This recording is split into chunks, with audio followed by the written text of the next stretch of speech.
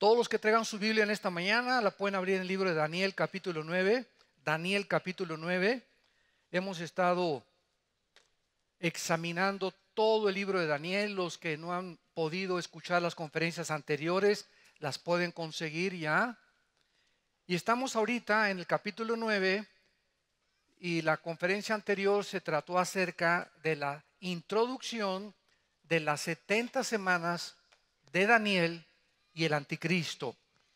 O sea, esta profecía de las 70 semanas de Daniel que encontramos en el capítulo 9 es una de las profecías más importantes de toda la Biblia. Y se podría decir es precisamente la clave para poder entender la diferencia entre la iglesia y entre Israel. Esto se llama dispensacionalismo. Y por ignorar esta sistematización de la teología bíblica, hay tantas barbaridades que escuchamos de que la iglesia, por ejemplo, se llama la teología del reino, que está muy de moda, que la iglesia va a establecer el reino de Dios y que Cristo va a venir hasta después del milenio. Otro se llama el preterismo, que a los 70 años después de que Cristo vino, ya todo se cumplió y ya fue la tribulación. Y así, cuando comenzamos a estudiar la Biblia profundamente, comenzamos a descubrir que todo lo que se dice y todo lo que se predica muchas veces es por una falta de un estudio sistemático, exegético de la palabra de Dios. ¿Qué significa sistemático y exegético? Para los que no estén relacionados con el idioma de la teología, es un estudio donde hay una sistematización, o tienes que comenzar, ¿verdad? Como yo le digo a un teólogo: oye, tú dices que se pierde la salvación. Para que tú me digas que se pierde la salvación, es porque nunca has estudiado sistemáticamente los pactos de Dios. El pacto abrámico, el pacto davídico, el pacto de sangre, y no sabes lo que se encuentra detrás de cada pacto. Por eso dices que se pierde la salvación. Pero nos encontramos en un pacto de sangre, Hebreos capítulo 8, donde dice, ¿verdad?, que Dios nos perdonará los pecados pasados, presentes y futuros, y que si alguien recibió a Jesucristo, manifiesta con sus obras, no porque las obras sean la causa de la salvación, pero las obras determinan que verdaderamente tu vida ha sido transformada y cambiada. Entonces, toda esta ignorancia de la Biblia tiene ese trasfondo. Por eso todos ustedes, santos de Dios, tienen la oportunidad aquí, ¿verdad?, de estudiar, por ejemplo, en el ITI, en el Instituto Teológico Internacional que tenemos aquí los sábados, aquí en este lugar, y donde se está estudiando sistemáticamente la teología. A los 9 meses te dan tu diplomado en teología. Y luego tenemos la licenciatura en teología y estamos luchando porque podamos dar los doctorados en teología también. Pero tienen ustedes que tomar en serio a Dios, estudiar la Biblia, porque van a ser engañados.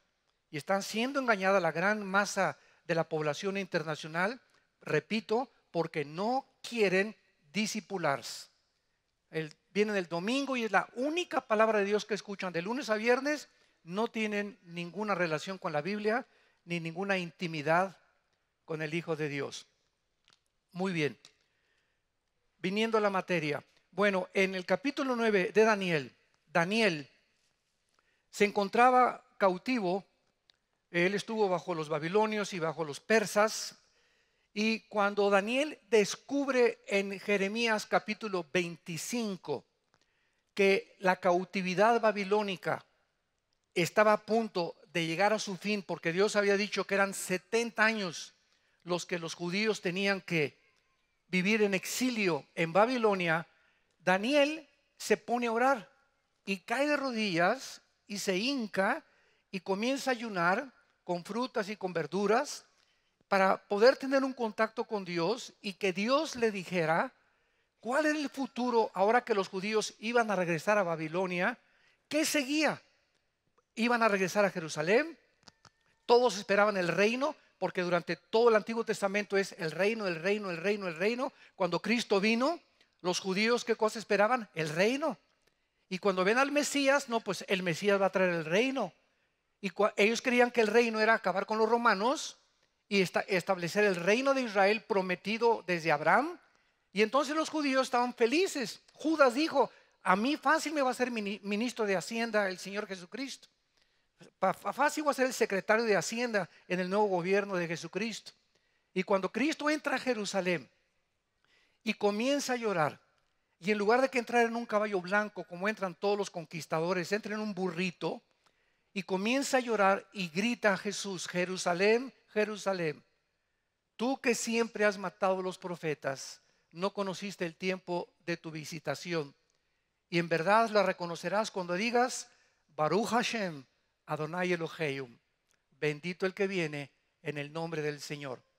Entonces los judíos se sorprenden de que el Mesías no estableció el reino y se confundieron, se echaron a correr. En la cruz solamente estaba María, María Magdalena, el apóstol Juan, todos los discípulos como conejos, quién sabe a dónde se fueron y se metieron. Y todavía después de que Cristo resucita, en el camino de Maús, ¿se acuerdan? En Lucas 21 y 22, viene Cristo caminando y los discípulos no lo reconocieron. Y les dice él: tardos y duros de corazón para entender lo que los profetas habían dicho, que primero el Cristo tenía que sufrir y después va a reinar. Entonces el reino no podía venir sin que antes el Mesías sufriera. Primero era la cruz y después la corona, y es el camino de todos nosotros. Si tú quieres ya inmediatamente después de ser cristiano, ¿verdad? Ya quiero esto y reinar, etcétera, etcétera, y quiero ser pastor y quiero ser conocido y que Dios me bendiga, etcétera, etcétera. No es el camino de Dios. Primero, tu fe va a ser probada. Y cuando pases el primer examen, el segundo examen, el tercer examen, el cuarto examen, pasas entonces a la universidad de Dios. Porque Dios, si ve que en los primeros 2, 3 años de tu vida cristiana no has respondido como Él quiere y espera que tú respondas, Dios no nos puede promover, no nos puede dar más responsabilidades, si es un Dios irresponsable. Pero cuando Dios que somos fieles en el diezmo, somos fieles en el tiempo, somos fieles en el estudio de la Biblia, somos fieles y tratamos a nuestra esposa como reina, les damos buen ejemplo a nuestros hijos, somos buenos ciudadanos, dice Dios: este es el hombre, esta es la mujer que yo estoy buscando, le voy a dar más. Y te abre otra puerta y derrama más bendiciones sobre tu vida, inesperadas. Y entonces los que no han progresado comienzan a criticar a los que son bendecidos por Dios. Y ya viste a la hermana que ya trae un vestido floreado, parece china poblana. Y ya viste el hermano que trae un carro nuevo. Y toda esa gente criticona y envidiosa son precisamente los que no han sido promovidos por flojos, por negligentes, porque no le han dado a Dios lo que otros hermanos le han dado, y por lo cual han sido más bendecidos, y por lo cual vienen estos conflictos en la naturaleza del ser humano. Entonces Daniel se encuentra orando, y entonces dice en el capítulo 9 de Daniel, versículo 21, aún estaba hablando en oración cuando el varón Gabriel es el ángel, recuerden ustedes, Gabriel es el ángel y es el principal mensajero de Dios a este planeta. A la Virgen María, cuando se le apareció el ángel, fue Gabriel. Gabriel es el ángel que ha traído las más grandes buenas noticias a los seres humanos. Es el ángel que Dios tiene especial como su correo principal. Entonces es Daniel el que baja al mundo con la forma de un ser humano y le dice: se me apareció el varón Gabriel, a quien había visto en la visión al principio, volando con presteza, vino a mí como a la hora del sacrificio de la tarde y me hizo entender y habló conmigo diciéndome: Daniel, ahora he salido para darte sabiduría y entendimiento. En el Antiguo Testamento no tenían al Espíritu Santo. Hasta la cruz de Cristo y su resurrección y Pentecostés, el Espíritu Santo baja por primera vez en la historia para entrar a morar, a hacer nuestro cuerpo en su templo. En el Antiguo Testamento el Espíritu Santo, Sansón por ejemplo, muchos creen que era como Rambo, así con unos músculos tremendos, ¿verdad? Por la fuerza sobrenatural que tenía. Sin embargo, que si así fuera, se le atribuiría la fuerza al físico y no al poder de Dios. Sansón a lo mejor era un tipo así, con bracitos, ¿verdad? Y sin mucho cuerpo físico culturista. Pero sin embargo, la fuerza de Sansón no venía de sus músculos, sino del Espíritu Santo. Entonces Sansón de repente el Espíritu venía sobre Sansón y Sansón tenía una fuerza que podía agarrar un león y como un cabrito abrirle la quijada y matarlo. Con una quijada mató a más de quién sabe cuántos miles de filisteos. Pero cuando el Espíritu Santo se iba de Sansón, Sansón era un hombre común y corriente. David, venía el Espíritu Santo sobre David y comienza a escribir el Salmo 22. Dios mío, ¿por qué me has desamparado? Sobre mi ropa echaron fuertes, mi corazón fue como seda, como la cera, etcétera, etcétera. David, cuando el Espíritu vino sobre él, estaba escribiendo en el Salmo 22 la crucifixión 1000 años después del Mesías, con lujo de detalles, cómo iban a jugar suerte sobre su ropa, cómo iba a morir, su corazón iba a explotar moralmente, etcétera, etcétera. Entonces el Espíritu Santo entraba y salía, bajaba y salía, le daba profecía a un profeta y se volvía a ir. Y ahora mora eternamente. Estamos sellados hasta que resucitemos. El Espíritu Santo no se va de nuestras vidas. Ahora, este Espíritu Santo, por eso se llama Espíritu Santo, porque es santo. ¿Qué significa esto? Que si yo quiero venir a la Biblia y tener sabiduría y tener entendimiento y entender lo que la Biblia dice, ¿qué necesito yo? El Espíritu Santo no puede caminar dos de acuerdo si no estamos los dos de acuerdo. No pueden caminar juntos si no estamos de acuerdo. Entonces, si en mi vida no hay santidad, yo no entiendo la Biblia. Si en mi vida no hay santidad, no sé cómo tratar a mi esposa. Si en mi vida no hay santidad, no voy a tener inteligencia para manejar y administrar mis negocios. Si en mi vida no hay santidad y pureza sexual, Dios no me puede dirigir. Y me quedo 15, 20 años, como en el desierto se quedaron los judíos, y jamás en 20 años he crecido una pulgada o a lo mejor 2 pulgadas en mi vida cristiana por mi falta de consagración. Porque es el espíritu de santidad. Daniel se encontraba completamente puro, ¿verdad? En sus pensamientos, en todo. Entonces fue el ángel el que le dijo: he salido, versículo 22, para darte sabiduría y entendimiento. Al principio de tus ruegos, versículo 23, fue dada la orden. O sea, desde el momento que Daniel se hinca y comienza: Señor, dime por favor, quiero entender, quiero comprender cuál es tu plan para mi nación, para Jerusalén. ¿Qué es lo que sigue ahora que regresemos a Babilonia? Entonces, desde el momento que nos hincamos y doblamos las rodillas, se ponen en movimiento los ángeles de Dios a nuestro favor. La oración inicia la guerra espiritual. En el momento en que tú te pones de rodillas o en una reunión de oración aquí los domingos, estamos haciendo el primer domingo de cada mes, o creo que es el último, y no me acuerdo, el último domingo de cada mes, aquí hay una reunión de oración en la tarde. El momento que nos juntamos 10, 15, 20, 30 o 5 cristianos a orar, comenzamos a revolotear el mundo cósmico y comenzamos, ¿verdad? Señor, te pido por mi hija, por mi hijo, por mi matrimonio, y Dios en su soberanía ha designado que Él entre en acción a través de la oración. No tienes porque no pides, dice Santiago capítulo 4. Tan sencillo como es.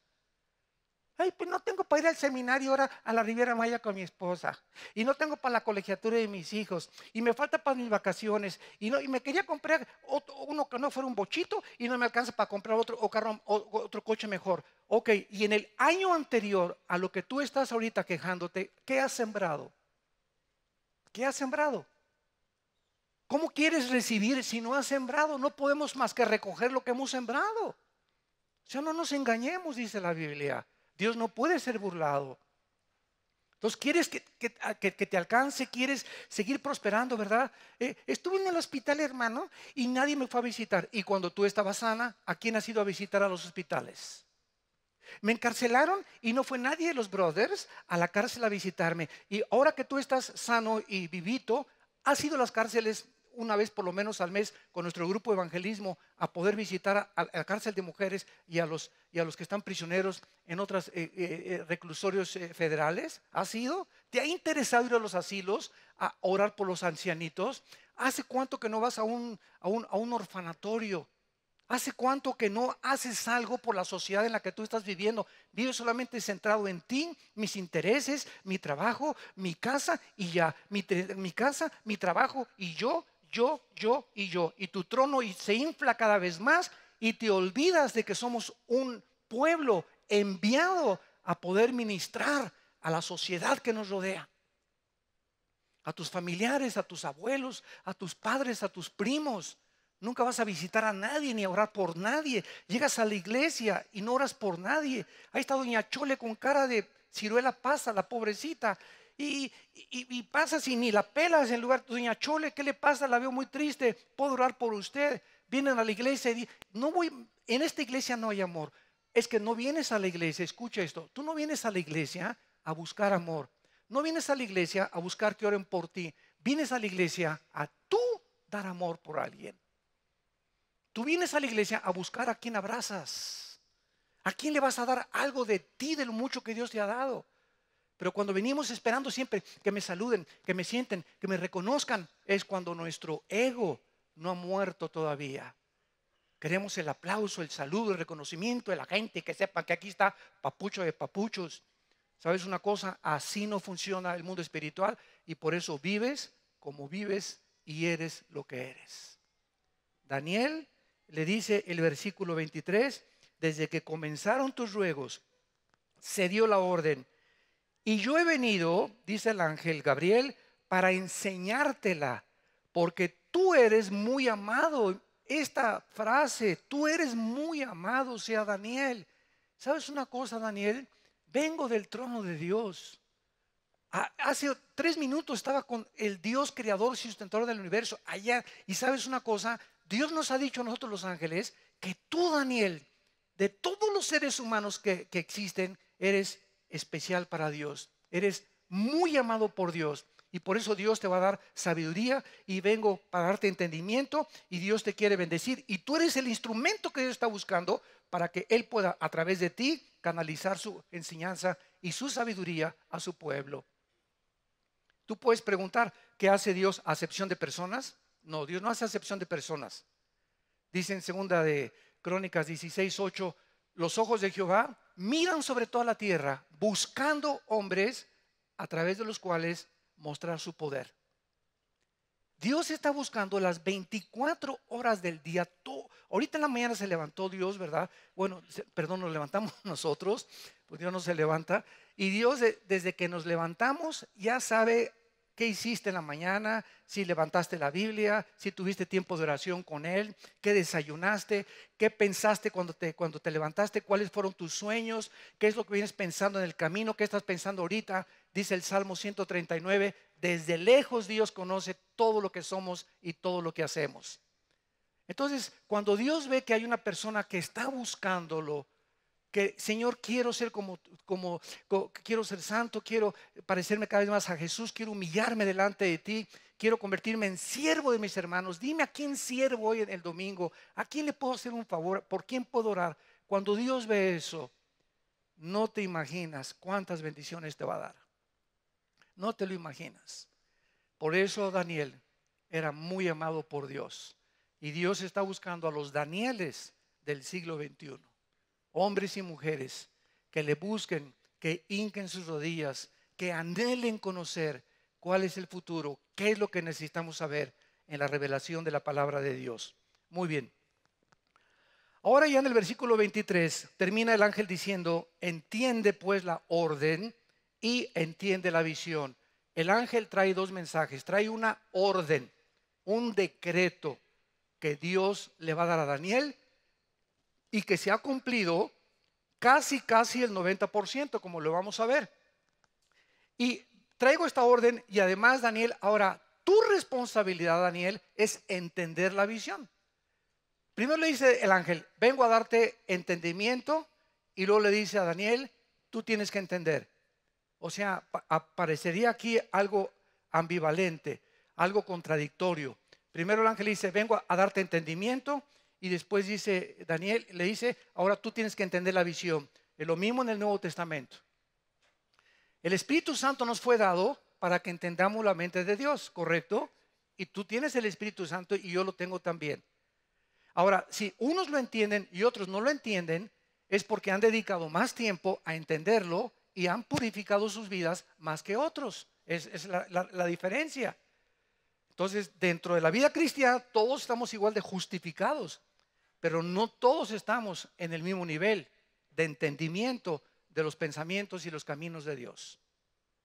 Porque depende de tu consagración, del nivel en que tú te encuentres caminando con Dios.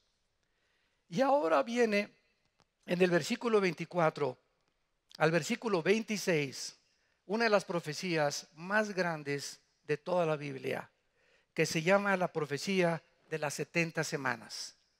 Y dice así: 70 semanas están determinadas sobre tu pueblo y sobre tu santa ciudad. O sea, esta profecía, ¿para quién es? Para la nación de Israel y para la ciudad de Jerusalén. Muy importante esto. Es para el pueblo de Israel y no es para la iglesia, es para el pueblo de Israel y es para la ciudad de Jerusalén. Y vemos aquí cuál es el decreto de Dios. Están determinadas estas 70 semanas y los judíos tenían semanas de días y de años.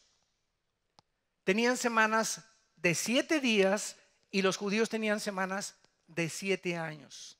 La palabra que se usa aquí en semanas es Shavua, con SH y con B chica, Shavua, que significa 7 de 7. Entonces, traduciéndolo, cuando dice 70 semanas, 7 por 7, 49, 490 años, Daniel. 490 años se tienen que cumplir para que Dios termine toda su misión con Jerusalén. Y continúa diciendo Dios, para terminar, número 1, la prevaricación. 2, poner fin al pecado. 3, expiar la iniquidad. 4, traer la justicia perdurable. 5, y sellar la visión y la profecía. Y 6, y ungir al santo de los santos. Estas profecías no se han cumplido con la nación de Israel todavía. La expiación de Cristo en la cruz fue de Pentecostés a nuestros días, a un cuerpo que se llama la iglesia. Antes de Cristo estaba el pueblo de Israel. De Pentecostés a nuestros días somos el cuerpo de Cristo, porque estamos injertados, amalgamados, unidos al cuerpo de Cristo. Él es la cabeza y nosotros somos su cuerpo. Esta es la analogía que se usa para entender lo que es la iglesia en Efesios capítulo 5. Ahora bien, si Cristo es la cabeza y nosotros el cuerpo, la cabeza es la que da todas las funciones y dirige todo el cuerpo, ¿correcto? Entonces, cuando dice la Biblia en primera de Tesalonicenses 4, 12 y 13, que el arrebatamiento de la iglesia es para los que están en Cristo, cuidado, significa que cuando venga Cristo por nosotros, los únicos que nos vamos a ir en el rapto somos de los que desde Pentecostés hasta nuestros días, la iglesia. Y vamos a ver que como el Israel rechazó al Mesías, se interrumpió el plan de Dios y faltan 7 semanas, falta una semana de 7 años, que es la gran tribulación. Los 7 años que faltan de la famosa tribulación y la gran tribulación, que lo vamos a explicar con más detalles. Entonces, vemos nosotros claramente aquí que estas cosas no se han cumplido. Los judíos lo rechazaron y cuando venga Cristo, Romanos 11, 25 y 26, Apocalipsis capítulo 12, cuando venga Cristo, Israel se convertirá. Y cuando la iglesia sea sacada, Apocalipsis 7, Dios sellará a 144,000 judíos, 12,000 de cada tribu de Israel. Entonces, en la tribulación la iglesia ya no está. Israel está en la banca ahorita, entra al partido para jugar contra las Chivas, ¿verdad? Ya los de la América ya nos fuimos, siempre ganamos, ¿verdad? Arriba la América. Y después y entonces ya, ¿verdad? Todos los que están en la banca entran al campo y entonces Israel vuelve otra vez a formar parte del plan de Dios, Romanos 9, Romanos 10 y Romanos 11. 3 capítulos de Romanos explicándonos que Dios no ha terminado con Israel. Porque también hay otra herejía, la teología del reemplazo, que enseñan que la iglesia tomó el papel de Israel. Esto es una barbaridad. La iglesia está temporalmente, ¿verdad? No hay judío, griego ni gentil, pero cuando nos vemos en el rapto, Dios regresa con Israel e Israel complementa el plan y ellos van a predicar el evangelio eterno de Dios. Ahora, esto es importante entonces, que cuando venga el rapto va a ser los que estamos en Cristo, los que vamos a ser arrebatados. Los cristianos del Antiguo Testamento o los elegidos, como le llama la Biblia, del Antiguo Testamento, desde Adán hasta Pentecostés, van a resucitar cuando Jesucristo venga por segunda vez. Y habrá una tercera resurrección al final del milenio para aquellos que en el milenio entraron sin cuerpos resucitados y se van a convertir en el milenio, y entonces al final tienen que resucitar para poder heredar finalmente la eternidad, el reino de Dios. Ahora bien, el versículo 25, todas estas cosas las vamos a examinar con muchos detalles. Ahorita es un panorama general en esta segunda parte de esta profecía. Dice el versículo 25, sabe pues y entiende que desde la salida de la orden para restaurar y edificar Jerusalén hasta el Mesías príncipe habrá 7 semanas y 62 semanas, o sea, 483 años. Pongan mucha atención. La orden para restaurar Jerusalén, esto es impresionante matemáticamente. Porque todos los que aman las matemáticas de la Biblia tienen que ser exactas. Y es una evidencia más de la inspiración sobrenatural de la palabra de Dios. El día 14 de marzo del año 445, apúntalo, antes de Cristo. El 14 de marzo del año 445 antes de Cristo, que se encuentra en el libro de Nehemías capítulo 2, ahí se dio la orden por el rey Ciro de Persia de que los judíos regresaran. Nehemías pudo regresar a comenzar a levantar las murallas de Jerusalén. Volvemos a ver la profecía, la exactitud de esta profecía. Quiero que entiendas que desde que se dé la orden para restaurar y edificar Jerusalén hasta el Mesías príncipe, habrá 7 semanas y 62 semanas. Damas y caballeros, santos de Dios, desde que se dio la orden del 14 de marzo del 445 hasta el domingo de Ramos, cuando en Cristo Jerusalén se cumplieron 483 años. Entonces, ¿cuánto falta? 7 años para que sean los 490. ¿Le está sumando? Acuérdense que la iglesia suma y multiplica, el diablo resta y divide. El diablo nunca suma, el diablo nunca multiplica, el diablo siempre resta y siempre divide. Es la diferencia del matemático que tenemos como enemigo. Entonces, esto es impresionante, ¿verdad? Porque se cumplieron los 483 años. Pero exactamente ahí en los 483 años, faltando 7 años, se detuvo el reloj profético de Dios. Cuando los judíos rechazaron al Mesías, se detuvo el plan de Dios para con Israel. Y entonces Daniel escribe, ¿verdad?, un intermedio entre estos 483 años y los 7 años que le faltan a Israel, no a la iglesia. Por eso la iglesia no puede estar en la tribulación, porque es para Israel la tribulación, no es para la iglesia. Nosotros ya hemos tenido bastantes tribulaciones, ¿verdad?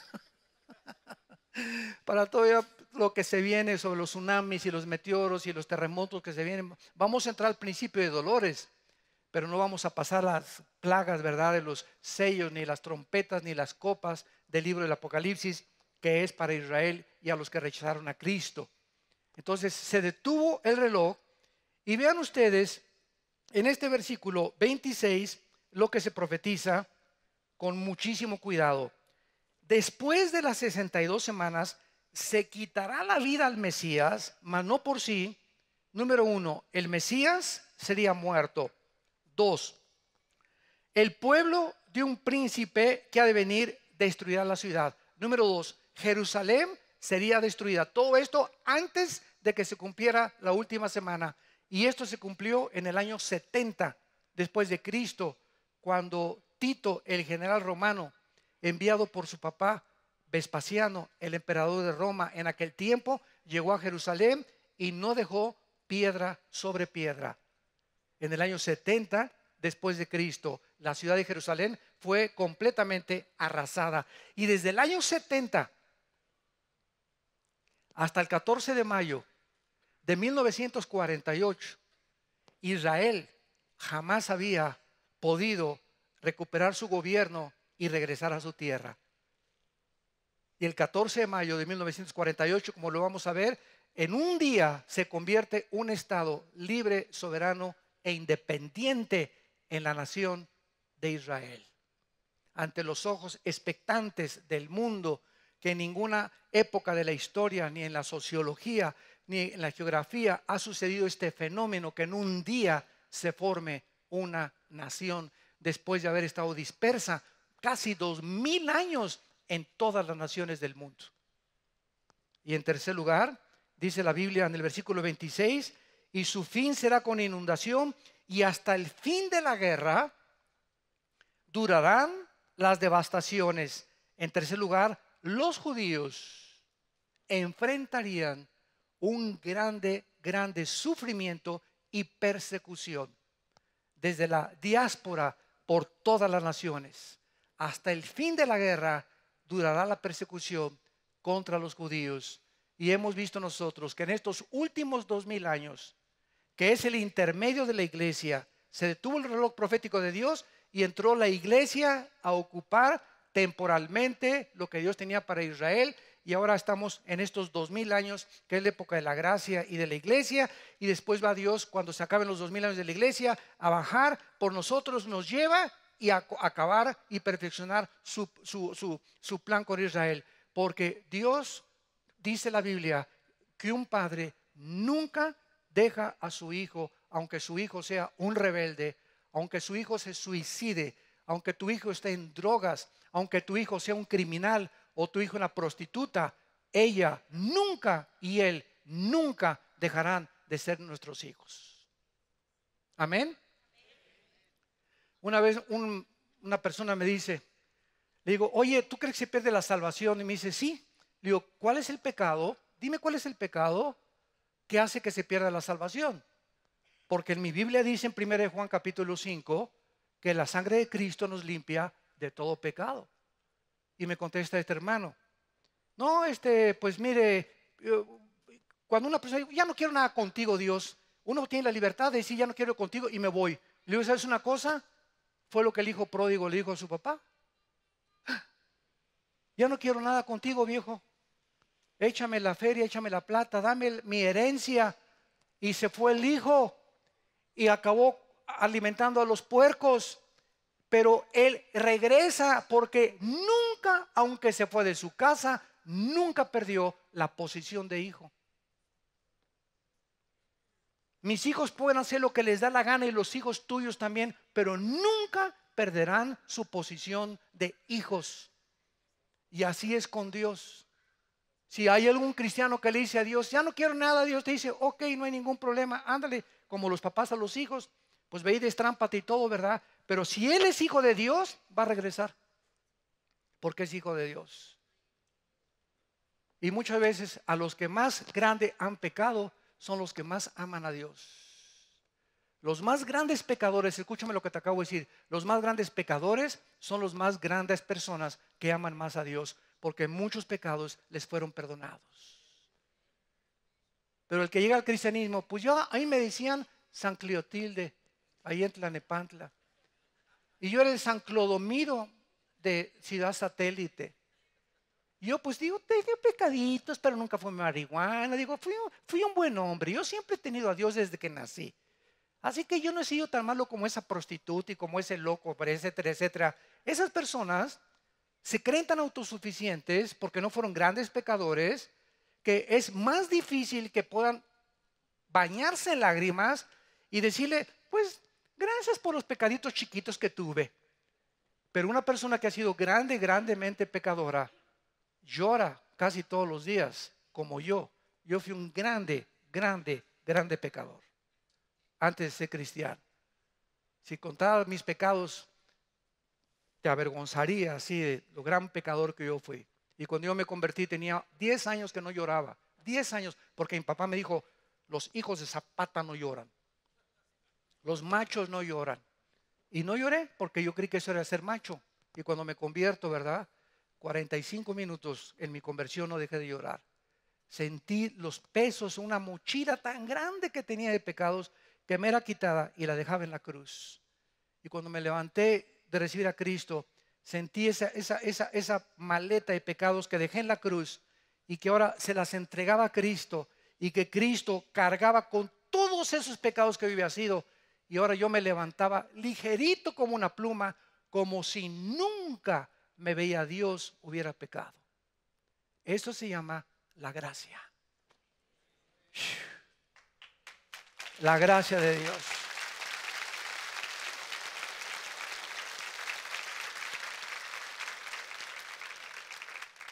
Muy bien, y dice aquí en Daniel 9:27, y por otra semana, que es la semana que falta. O sea, los últimos 7 años. Y por otra semana confirmará el pacto con muchos a la mitad de la semana, dice la Biblia, a la mitad de la semana, Él va a hacer cesar el sacrificio y la ofrenda. Y después, con la muchedumbre de las abominaciones, vendrá el desolador hasta que venga la consumación y lo que está determinado se derrame sobre el desolador. La última semana de años para Israel que le queda y que se interrumpió cuando se cumplieron los primeros 483 años, son exactamente cuando el anticristo comience en el Medio Oriente y lo oigamos, o a lo mejor no lo vamos a oír, porque el rapto puede ser un día antes del anticristo, o nos puede raptar Dios 3 meses antes del anticristo, o un año antes del anticristo. No es inminente. Inminente significa que viene por nosotros sin ninguna señal. La segunda venida viene con muchas señales. El sol se oscurecerá, la luna se convertirá en sangre y verán al Hijo del Hombre. Pero el rapto no pone los pies sobre la tierra. Él está en el aire, nos saca de la tierra. Las 7 semanas o los 7 años se cumplen con Israel y regresamos cuando acabe la tercera guerra mundial o la batalla del Armagedón a establecer su reino milenial. Y entonces Israel será salvo y entraremos al milenio junto con Israel. Entonces, estos 7 años que faltan son la gran tribulación. La primera cosa que hay que notar es que estos 7 años, por favor, hay mucha atención, estos 7 años no pueden comenzar hasta que el anticristo firme un pacto, hasta que oigamos con nuestros oídos y veamos con nuestros ojos en la televisión, en los noticieros, se acaba de celebrar un pacto de paz en el Medio Oriente entre los árabes y entre los judíos. Cuando oigamos esto, que tiene años tratando de hacer pactos que se han violado y tratados diplomáticos que se han violado y no se ha podido establecer la paz en el Medio Oriente, hasta ese momento nosotros podremos saber que el que confirme ese pacto es la persona del anticristo. Antes de esto, por el amor de Dios, dejémonos de especulaciones. El anticristo va a ser el príncipe Felipe de España porque se parece, que fue fue Mikhail Gorbachev, porque ¿sabe qué, hermano? Sume usted Mikhail Gorbachev y da el 666. O sume el nombre del Papa Juan Pablo II, que ya se murió, y daba el 666. Pues también suma el nombre de Barack Obama y daba el 666, cabeza de aguacate. No es esa la señal que Dios nos está dando a entender. Hay muchos que suman el 666. Por eso, acuérdate una cosa, el que tenga entendimiento, sume los números y podrán conocer el número de la bestia. Y está hablándoles a los que están en la tribulación, los cristianos que se conviertan para que sepan que Él es el anticristo. Ahora nosotros, como me dijo una vez una persona en un correo, ay hermana Aldeusin, ¿y usted por qué mandó a decir en una predicación que si Obama manda o el presidente de Estados Unidos un chip para controlar el seguro social y la salud de todos los ciudadanos, entonces los cristianos también se lo pueden poner? Usted está diciéndonos que nos dejemos marcar por el anticristo. Virgen del Socorro. Querido hermano, le contesté, nosotros ya estamos sellados por el Espíritu Santo. Y eso del chip ya se comenzó a usar hace 4, 5, 6 años. Se usa con los perros. Los políticos, ahorita casi todos los políticos traen un chip aquí en la espalda o se lo ponen aquí para que cuando los secuestren los puedan encontrar rápidamente y no son hijos del anticristo. Los carros ya tienen chip para que se localicen a través del satélite dónde está el carro que te robaron. Entonces el chip forma parte ya de una tecnología. Y el chip que el anticristo ponga es para las personas que van a escoger libremente ser sellados, y nosotros ya no estamos ahí por el amor de Dios. Entonces que ahorita el gobierno de México tengamos que ponernos un chip, ¿verdad? Aquí, porque aquí es donde se va a poner el chip, o aquí en el entrecejo donde el anticristo va a marcar a la gente. Estoy seguro que va a ser un chip, no importa donde sea, que para poder comprar ya las tarjetas de crédito se eliminan, que me lo pongan. Yo estoy persinado. Yo tengo la visa completamente garantizada para estar con mi Señor. El sello del Espíritu Santo no lo podemos perder. No nos sella y nos quita el sello de Dios y nos vuelve a sellar otra vez si nos volvemos a arrepentir. Imagínense eso, ¿no? Nacimos de nuevo, ya estamos en el mundo espiritual, pero pierdes la salvación, te regresas otra vez, y si te arrepientes vuelves otra vez a nacer de nuevo. Dios mío, tantas cosas que se pasan por ignorar la palabra de Dios. Entonces nosotros ya no estaremos. Dice en Romanos 5:9 que Dios no nos ha puesto para la ira. Primera de Tesalonicenses 1:10, Dios no nos ha puesto para la ira. Y esta ira no es la ira del infierno, es la ira que en el quinto sello se manifiesta cuando comienza la tribulación.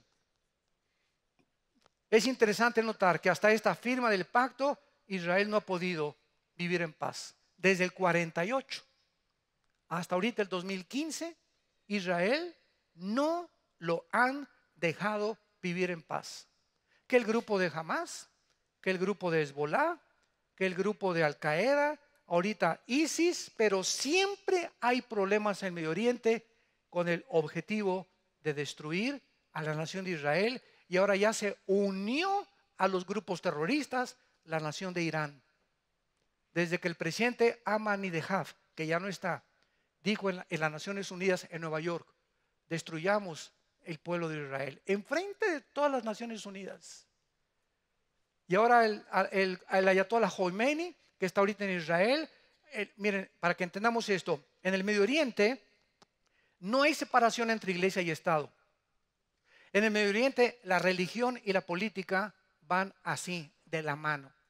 En el Medio Oriente no es el presidente de una nación el que manda, sino el líder religioso. Entonces el presidente de Irán se somete al Ayatollah Khomeini, porque él es el que gobierna espiritualmente a la nación.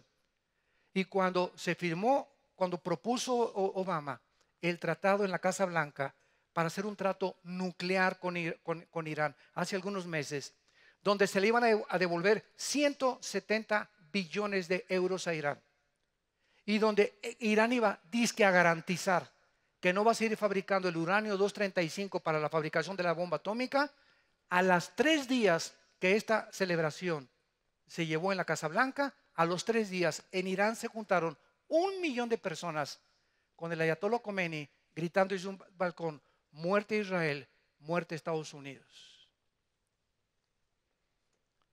Y todos los políticos, ¿verdad?, sobre todo del lado republicano en Estados Unidos, y los cristianos han atacado al presidente Obama por esta política. Oiga, señor presidente, ¿cómo puede usted hacer un trato con terroristas? Haz de cuenta que en tu casa, tu vecino, vas con él y tu vecino te dice: no, pues mira, vamos a hacer un trato, ¿verdad? Tú no te vas a meter conmigo. Y te sales de casa de tu vecino, y viene tu otro vecino y te dice: ahorita que le diste la mano a tu vecino, me acaba de decir que ha jurado que te va a matar. Por el amor de Dios, ¿no? Entonces, ¿cómo se puede hacer un trato con terroristas? Y esta es la circunstancia en la que políticamente el mundo se encuentra, donde los políticos ya perdieron la brújula completamente. Israel ha sido abandonado. Ahora vamos a ver que para que Israel regrese a la mezquita de Omar, donde se encuentra enterrado el antiguo templo, y para que Israel regrese a levantar el templo que están esperando volver a levantar para regresar a sus sacrificios con el arca y con todo lo que tiene ya listo, ¿verdad? Se necesita ese lugar. ¿Qué va a pasar si Israel es declarada, perdón, si Jerusalén es declarada por las Naciones Unidas y está considerado esto en una propuesta de la ONU para el año que entra? Que si un canadiense, un americano, un brasileño o un francés tú eres canadiense y eres judío y en tu pasaporte dice, yo nací en Jerusalén, Israel, que le digan, deja el Jerusalén y le quitas Israel. Tu pasaporte va a decir ahora, nací en Jerusalén o no. Jerusalén quiere ser convertida en ciudad internacional, que ya no pertenezca a Israel. Es la única nación a través de la historia que le niegan escoger su propia capital. Imagínense que a nosotros nos dijeran, no, pues no nos gusta que el DF sea su capital, va a ser Chalco ahora. Digo, ¿qué haríamos los mexicanos? No, ¿saben qué? Báñense. No saben ustedes ni lo que nosotros tenemos, somos soberanos como un pueblo libre y tenemos una soberanía y ustedes no pueden interceder ni inmiscuirse en nuestra política. Déjenos a nosotros gobernarnos y déjenos coger a nosotros. Pues a Israel es la única nación en el mundo que se le está negando. Y ahorita que Jerusalén debería ser la capital, no lo es. La capital de Israel es Tel Aviv. Y no se considera Jerusalén la capital de Israel, para que se cumplan las profecías bíblicas. Y finalmente, esto es lo que significa en el versículo que acabamos de leer, 27, que se hará cesar el sacrificio y la ofrenda. Damas y caballeros santos de Dios, esto nos habla que hasta que Israel regresara, no se podrían cumplir estas profecías. Y cuando dice que el anticristo va a interrumpir el sacrificio de los judíos, significa que necesitan tener el templo otra vez. Entonces esto nos demuestra, ¿verdad?, que el templo judío va a ser reconstruido. Y ahora hay muchos problemas. ¿Cómo puede ser reconstruido? ¿Verdad? Porque la frase, el sacrificio y la ofrenda, se refiere a todo el sistema levítico de ofrendas y de sacrificios, lo cual también nos sugiere que Israel, repito, va a restaurar su sistema de sacrificios, y después de que el anticristo consolide su poder, ordenará, ya después de que Israel llegue y les haga la paz, a los 3 años y medio, como dice la Biblia, a la mitad de la semana, a los 3 años y medio, el anticristo se va a meter al templo judío y va a sacrificar un cerdo, un puerco, un cuche, o no sé cómo le llamas, que es un animal completamente corrompido para la religión israelita, y un animal inmundo, porque el puerco está considerado inmundo porque no es kosher, no es comida, tiene demasiado grasa que puede infectar el sistema nervioso y la circulación de la sangre. Por eso Dios nos prohíbe, aunque tenemos ahorita podemos comer pato y podemos comer camarones y podemos comer langosta si quieres y todo el cuche que tú quieras comerte, y todos los tacos al pastor, porque ya no estamos bajo la ley, ya cumplió Cristo todo eso. Ahora estamos bajo otra ley. Todo nos es permitido, pero no todo nos conviene. 1 Corintios capítulo 6. Entonces, si tú tienes 25 años de edad ahorita y te puedes echar 3 tacos al pastor a la semana, pues no hay problema, ¿verdad? Porque todavía los muchachos jóvenes, ¿verdad?, menos de 40 años, 35 años, todavía pueden defenderse contra el colesterol. Pero si pasamos de los 40, como yo, ¿verdad?, y como tú, que estamos chavalos todavía, entonces ya no es si puedo o no puedo, sino si me conviene. ¿Cómo está mi colesterol? ¿Cómo están mis triglicéridos? ¿Cómo está mi glucosa? ¿Cómo está mi última biometría hemática que me hice en el doctor en los laboratorios Chopo? ¿Cómo está? ¿Qué es lo que dicen los diagnósticos? No, pues señor Dulce, usted tiene ya 100, 105 de glucosa. Cuidado, ese es prediabetes. y tiene el colesterol a más de 250, 300, cuidado. Te puede un ataque al corazón en el momento que tú no lo pienses. Y los triglicéridos se los subieran, ya no coma postres ni azúcares.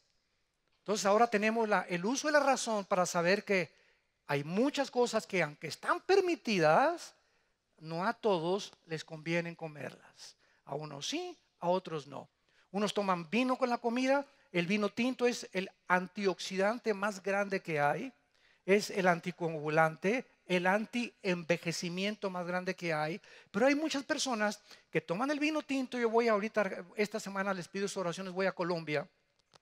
Y esta semana, ¿verdad? Me van a ofrecer vino. Los pastores sacaban 2, 3 botellas de vino y se paran y como si hubieran tomado agua, ¿verdad? Y vas a España y toman vino, y vas a Inglaterra y vas a Italia y toman vino, y vienes aquí, alguien te ve vino, Virgen Santa, Dios, Jesús, María, José, el burrito que los acompañan, no creo que el pastor sea salvo. En serio, así nos han dicho, ¿eh? Pero fíjense cómo somos tan precipitados para juzgar. Entonces hay personas que lo pueden. Ahora, hay personas que fueron alcohólicas y que una copa de vino los va otra vez a impulsar a seguir tomando. Pues ya no te conviene. Cada quien, dice en Romanos 14, esté convencido en su mente. Entonces tenemos que entender eso. A uno les conviene el puerco, a otros no. Otros pueden comer camarones, otros no, porque tienen otras consecuencias y otros síntomas que no les conviene. Entonces esta es la ley que está gobernando al mundo, ¿verdad? Entonces el anticristo va a sacrificar un puerco, va a violar el pacto, segunda de Tesalonicenses capítulo 2, 3 al 6, y el anticristo ahí a la mitad de la semana se convierte en Dios y acaba con todas las religiones. Y Él es el centro de la adoración internacional. Y acaba el versículo 26, después, con la muchedumbre de las abominaciones, o sea, con la cantidad de barbaridades que se vienen contra el mundo, vendrá el desolador.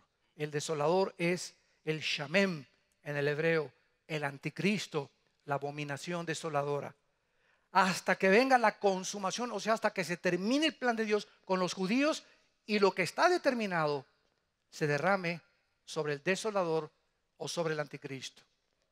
Y dice 2 Tesalonicenses 2 que hasta que Cristo venga, Cristo mata al anticristo y lo avienta al lago de fuego junto al falso profeta y junto a Satanás.